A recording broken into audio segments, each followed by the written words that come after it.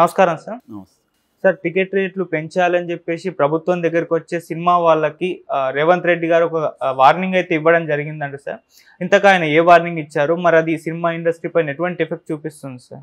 నిజానికి ఇది ఒక ఇంట్రెస్టింగ్ ఆస్పెక్ట్ అని చెప్పచ్చు. మామూలుగా అయితే రేవంత్ రెడ్డి ఈ మధ్య సినిమా వాళ్ళతో బిహేవియర్ చూసుకున్నప్పుడు ఆయన కొన్ని విషయాల్లో ప్రోగానే ఉన్నాడు. మొన్న కల్కి కూడా ఇక్కడ టికెట్లు పెంచుకోవడానికి అవన్నీ ఇచ్చారు. అయితే ఈ మధ్యలో చిరంజీవి గారు ఏం చేశారంటే ఆయన ఒక వీడియో చేశాడు. అదేంటంటే డ్రగ్స్ వాడద్దు అని అప్పీల్ చేస్తూ ఒక వీడియో చేశాడు. అది ఒక రకంగా సినిమా వాళ్ళ కొంప ముంచిందని చెప్పచ్చు. రేవంత్ రెడ్డి చూసి ఇప్పుడు ఏం చేశాడంటే రేవంత్ రెడ్డి ఒక హెచ్చరిక అనొచ్చు దాన్ని, లేదా ఒక ఆర్డర్ పాస్ చేసినట్టు అనొచ్చు, ఏమైనా అనొచ్చు. అంటే రేవంత్ రెడ్డి చెప్పింది ఏంటంటే ఏ సినిమా తీసినా ఆ సినిమా ప్రొడ్యూసర్లు ఆ నటీనటులతో ఒక సపరేట్గా 2 వీడియోలు చేయాలి. ఒకటి సైబర్ క్రైమ్ చేయొద్దని చెప్తూ దాని మీద అవేర్నెస్ క్రియేట్ చేసే విధంగా ఒక వీడియో చేయాలి. రెండోది డ్రగ్స్ మీద అవేర్నెస్ క్రియేట్ చేస్తూ ఒక వీడియో చేయాలి. ఈ 2 వీడియోలు చేసి ఈ సినిమాలు ఏ థియేటర్లు అయితే ఎగ్జిబిట్ చేస్తారో వాళ్ళకి ఇవ్వాలి. థియేటర్లు కూడా కంపల్సరీగా ఇది వేయాలి. వేయకపోతే థియేటర్లకు అనుమతి రద్దు చేస్తారు. తర్వాత వీళ్ళకి కూడా ఎవరు ఏ ప్రొడ్యూసరు ఇది వేయకపోయినా వీళ్ళకి నెంబర్ ఆఫ్ షోలకి అనుమతి ఇవ్వరు, టికెట్ రేట్ పెంచుకునేదానికి అనుమతి ఇవ్వరు. ఆ ప్రొడ్యూసరు, డైరెక్టరు, హీరోలకి ఎటువంటి సహకారం ప్రభుత్వం నుంచి ఉండదు అనేది చెప్తున్నాడు. ఇదొక దీంట్లో మంచి చెడ్లు ఏంది అని చూసినప్పుడు జనరల్గా సైబర్ క్రైమ్ అండ్ ఈ డ్రగ్ క్రైమ్స్ ఇవి చాలా పెద్ద ఎత్తున ఉన్నాయి అనే మాట వాస్తవమే. నిజానికి ఆ హత్యలు, అత్యాచారాల కంటే ఇవి ఎక్కువ ఇవాళ సమాజాన్ని ఇది చేస్తున్నాయి. సో దీని మీద ప్రజల్లో అవేర్నెస్ క్రియేట్ చేయాలి. అంటే ఒకటి ఏంటంటే దీంట్లో 2 రకాలు ఉన్నాయి. Cyber crime for example, cyber crime చేసే వాళ్ళు ఎవరు, వాళ్ళని ఐడెంటిఫై చేసి పట్టుకోవడం. దానికి సంబంధించి నేషనల్ లెవెల్లో ఇప్పుడు కొత్తగా వచ్చిన బిఎన్ఎస్, భారతీయ న్యాయ సంహిత, భారతీయ నాగరిక సురక్షా సంహిత, ఈ రెండిట్లో కూడా సైబర్ క్రైమ్ మీద కూడా కొన్ని సెక్షన్లు తీసుకొచ్చి కఠినతరం చేశారు. అయితే కంప్లీట్గా సైబర్ క్రైమ్ని పోలీసులు లేకపోతే ఇన్వెస్టిగేటివ్ ఏజెన్సీలు కట్ చేయడం కష్టం. ఎందుకంటే మనం ఆ మధ్య కూడా చూసాము, విశాఖలో నుంచి కొంతమందిని తీసుకెళ్ళిపోయి అక్కడ ఏం చేశారని. సో వేరే దేశాల్లో నుంచి ఈ క్రైమ్ చేస్తున్నారు. సో మన తెలుగు వాళ్ళనే తీసుకెళ్తున్నారు వేరే దేశాల్లో ఉద్యోగాలని చెప్పి, అక్కడ వీళ్ళని బలవంతంగా ఈ క్రైమ్స్, సైబర్ క్రైమ్స్ వీళ్ళ చేత చేయిస్తున్నారు. తెలుగులో మాట్లాడితే మన వాళ్ళు కన్విన్స్ అవుతారు కదా, అట్లా ఏ భాషలో ఆ భాషలకు తీసుకెళ్ళి విదేశాల్లో ఉద్యోగాలు ఇస్తామని ఇది ఒక పెద్ద ఇంటర్నేషనల్ మాఫియా లాగా పనిచేస్తుంది. కాబట్టి దానంతా అరికట్టడానికి ఒక రాష్ట్ర ప్రభుత్వం లేదా మన దేశ ప్రభుత్వం అంత ఈజీగా సాధ్యం కాదు. అది చాలా వ్యాస్ట్ ప్రాబ్లం. సో రెండవది ఏంటంటే మోసపోకుండా ఉండడం ఎలా అనేది అవేర్నెస్ క్రియేట్ చేయాలి. ఇప్పుడు అందరికీ స్మార్ట్ ఫోన్లు వచ్చేసాయి, అందరూ దాంట్లో బ్యాంక్ అకౌంట్స్ వ్యవహారాలు పెడుతున్నారు.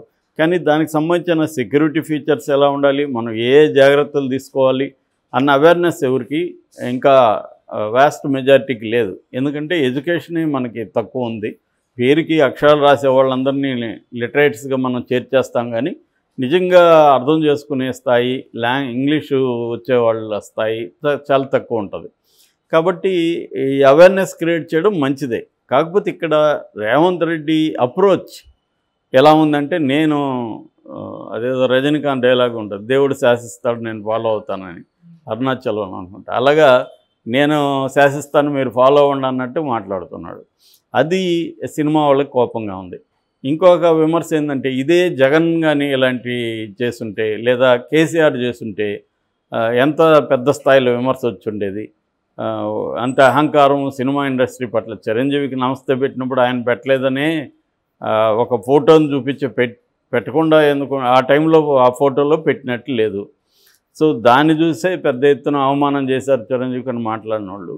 ఇప్పుడు మీ తాడ తీస్తా ఇది కానీ చేయకపోతే మీకు అసలు సహకారం ఇవ్వను, థియేటర్లకు పర్మిషన్ ఇవ్వను, ఈ స్థాయిలో ఈయనే చట్టంలాగా మాట్లాడుతుండు. దీనికి చట్టాలు ఉంటాయి, ప్రతిదానికి అప్పీల్ చేయొచ్చు, తప్పు లేదు. అవేర్నెస్ క్రియేట్ చేయడానికి మీ రోల్ మీరు ప్లే చేయనని అప్పీల్ చేయొచ్చు. కానీ కంపల్సరీ సినిమా ఇండస్ట్రీ మీద బర్డన్ ఎందుకు? ఇప్పుడు చిన్న సినిమా పెద్ద సినిమా వాళ్ళకి ఇది పెద్ద బర్డన్ కాకపోవచ్చు వీడియో షూట్కి. అది చిన్న సినిమా వాళ్ళకి ఒకరోజు కాల్ షీట్ అవుతుంది ఈ 2 తీయాలంటే. ఒకరోజు కాల్ షీట్కి మొత్తం లైట్స్, కెమెరాలు, అవుట్డోర్ యూనిట్, ఆర్టిస్టులు ఇదంతా వాళ్ళకి కనీసం 50,000 నుంచి ₹1,00,000 ఖర్చు అవుతుంది. మరి ఆ డబ్బులు ఎవరు ఇస్తారు వాళ్ళకి? వాళ్ళకేమన్నా వాళ్ళకి మామూలుగా సినిమా తీసే ఫైనలైజ్ అయ్యేసరికే వాళ్ళకి అప్పుల్లోకి వెళ్ళిపోతారు ప్రొడ్యూసర్లు. ఇది ఇంకా బర్డన్, ఎక్స్ట్రా బర్డన్ ఈ 1,00,000. మళ్ళీ దీనికి డబ్బింగ్ చెప్పించాలి, డబ్బింగ్, పోస్ట్ ప్రొడక్షన్, ఎడిటింగ్, ఈ వ్యవహారాలంతా ఉంటాయి.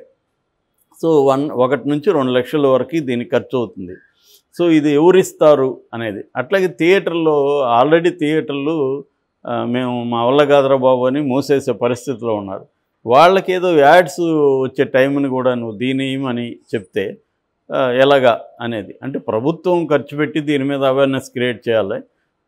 సినిమా పిలిపివచ్చు సినిమా వాళ్ళకి. ఇప్పుడు దానికంటే కూడా పెద్ద పెద్ద హీరోలతో సినిమా ఈ మన సమాచార శాఖ కోఆర్డినేట్ చేసుకొని నాగార్జున, చిరంజీవి ఇలాగా ఉన్న ప్రభాసు ఇలాగా వాళ్ళతో చేయించి దీన్ని చేయొచ్చు. అట్లా కాకుండా ప్రతి సినిమా ఇది చేస్తే ఎవడో ఇప్పుడు చిన్న సినిమాలో పనికిమాలిన ఆర్టిస్ట్ వాడు చేయడం వల్ల ఎవడు చూస్తాడు?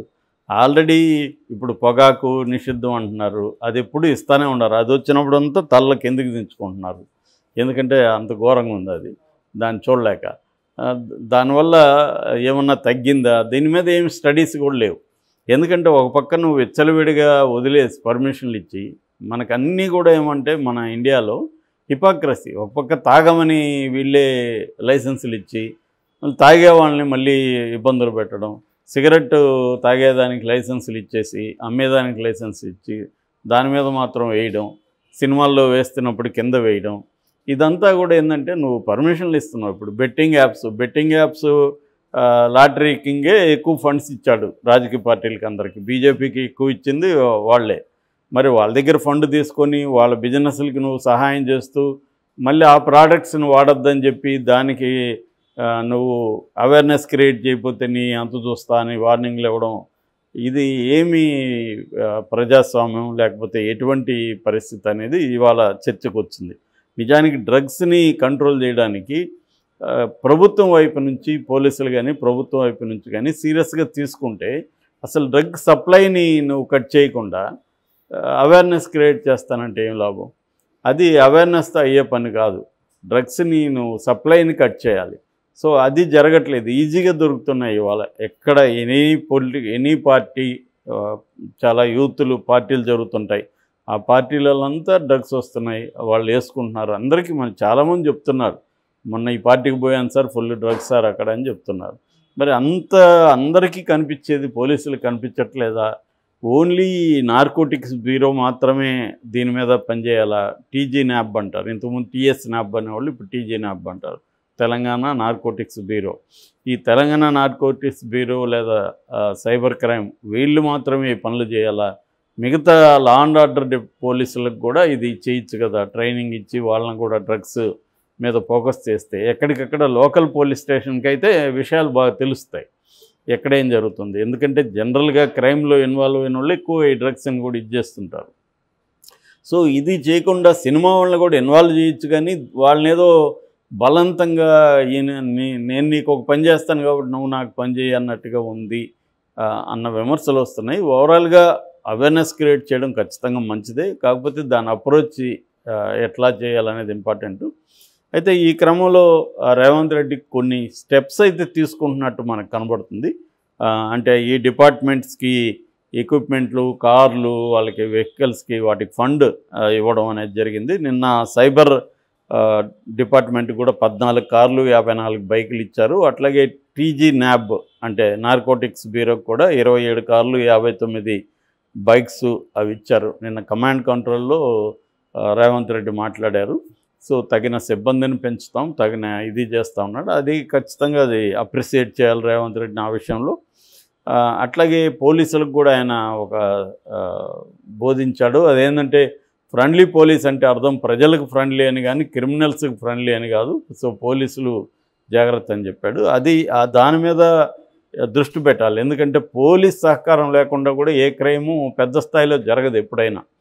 పోలీసుల వాటాలు పోలీసులకు వెళ్తుంటాయి. ఇప్పుడు పబ్బులు ఇష్టం వచ్చినప్పుడు పబ్బుల నుంచి ప్రతి పబ్బు నుంచి వాటాలు వెళ్తుంది.